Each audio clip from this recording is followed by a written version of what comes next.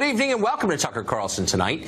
The Emmy Awards aired last night in prime time. If you didn't watch, you weren't alone. And by the way, we don't judge. Even by the usual standards of show business, last night's show was a remarkable triumph of identity politics over art and entertainment. Even before it began, an actress called Issa Rae told reporters she was planning to judge the nominees solely on the basis of their skin color without reference to their talent or achievement. And she wasn't the only one. Who are you rooting for tonight? I'm rooting for everybody black. I want to thank Trump for making black people #1 on the most oppressed list. He's the reason I'm probably up here. Those comments didn't seem to raise an eyebrow, but of course they didn't. It's 2017, and so we're used to open race hostility from the left, so used to it that many of us no longer even notice. The entire show was like that. It came closer to political indoctrination than entertainment. Here's a selection. Unlike the presidency, Emmys go to the winner of the popular vote. I suppose I should say, at long last, Mr. President, here is your Emmy. Imagine if your president was not beloved by Nazis. And in 2017, we still refuse to be controlled by a sexist, egotistical, lying, hypocritical bigot. So celebrities are liberal. They don't like Trump. Whatever, that's fine. In fact, it's normal. That's not what is striking here. Last night's show wasn't really about Trump. It was an expression of the contempt America's ruling class has for the rest of the country, for the zip codes they don't live in. The middle class elected Donald Trump last November. Last night, Hollywood denounced them for doing it. But don't kid yourself. You could have heard the exact same contempt for middle America at any Google board meeting or Facebook employees retreat, or for that matter, at any bar in Washington where fundraisers from both parties regularly gather.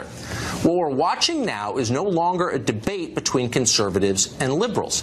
It's an unbridgeable divide between those who've reaped the massive benefits of global capitalism and the rest of the country, which has not. The winners justify their immense wealth and power by imagining they deserve it. They're simply better and more deserving than everyone else. The people beneath them deserve what they get, too. They're disgusting. How do you know they are? They voted for Donald Trump. So that's what's really going on here. Dismissing Trump voters as evil allows those actors on stage last night, not to mention tech moguls in boardrooms and the entire political establishment here in D.C., to sustain the current, very warped system and still believe they're not just good people, but the very best people. Last night's show also exposed something else. Many of America's most famous artists aren't really artists. They're hacks.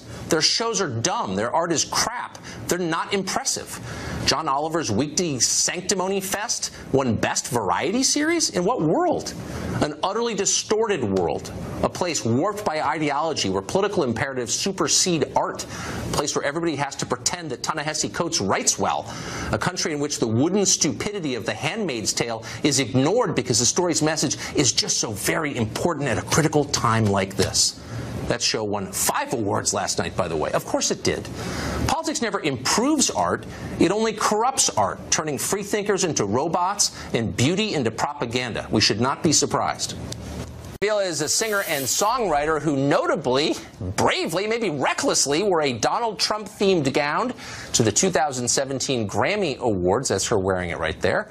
And Joy joins us tonight.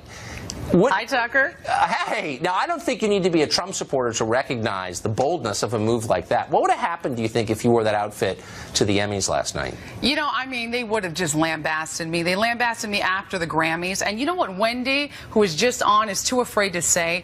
Issa Rae is being flat out prejudiced and bordering on racism, saying that she's only going to support people who are black. Now, that's when diversity goes way too far. And in fact, it's the opposite of diversity. It's, I'm going to support my people because that's what I should do right now. And Hollywood is just has such a bloated ego about themselves. They think anything they say will be taken, you know, straightforward, and really we're laughing at them. And I think they're mad. Well, see, that's my question, because I mean, what do I know? It's not my world at all. It's more yours.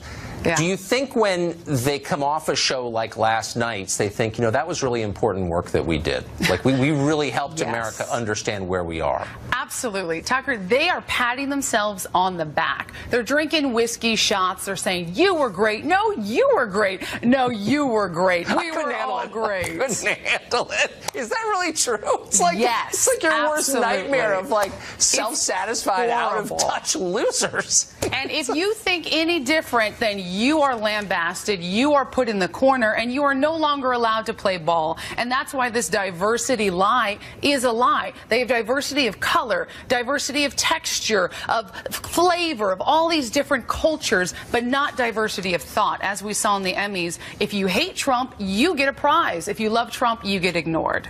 But doesn't creativity require, as a prerequisite, free thinking? How can you be creative if you're told what the conclusion has to be? It totally should, Tucker, and that's the thing. There is no more creativity. We see remake after remake. We see sequels. We see books that are being made into movies because there's no longer any free thought. So there's no free thinking. There's no free artistry. And if there's no artistry, honestly, Hollywood is just rehashing the same old thing, and they're patting themselves on the back about it. And the Emmys was a disgusting display of bloatedness that we saw last night. Well, I just want to make sure rich people get enough awards from one another. They need it. So my understanding of the economics of this is the domestic audience is shrinking because, like, honestly, who would watch that garbage? Right. But they're sustained by the international audience. So I guess what bothers me is this is the world's window into America is the stuff that these people produce. Am I getting that right? I think so. I really think internationally they're going to stop buying that BS, too. Really, I think all their numbers are going down. They're tanking.